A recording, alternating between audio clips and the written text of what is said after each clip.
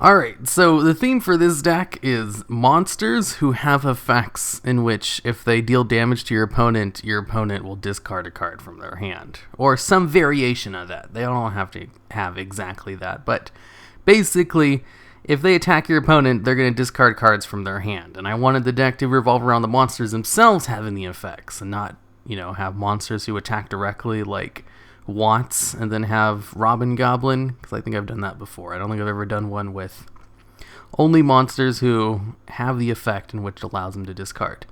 Elemental Hero Ice Edge doesn't have that effect. I misremembered his effect.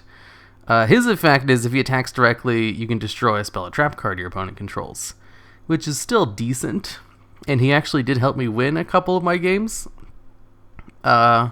But I never actually used his effect.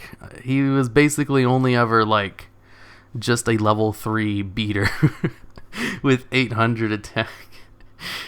He definitely helped. It's just, I never actually used his effect, so I could have replaced him with, another Spirit Reaper or something. Anyways, you might have noticed a large amount of Mirror Force cards. This is, one of the things I add to gimmick decks in order to make it better. This deck right here has almost no firepower to it or protection or anything because it's a garbage gimmick deck. Why don't I throw in a crap ton of Mirror Force cards? That would work because it actually does work pretty well against a lot of, the lower tier decks that I aim to go against. And just throw in 2 Starlight Roads because Twin Twister is a very prevalent card.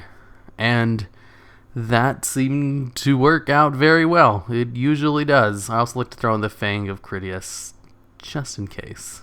Just in case I can go into Mirror Force Dragon. It was never dead, because I never actually drew into either of these cards. But generally, you don't want to do this. I just did it just so I could try it out. Maybe it'd make a fun little play, but it never happened.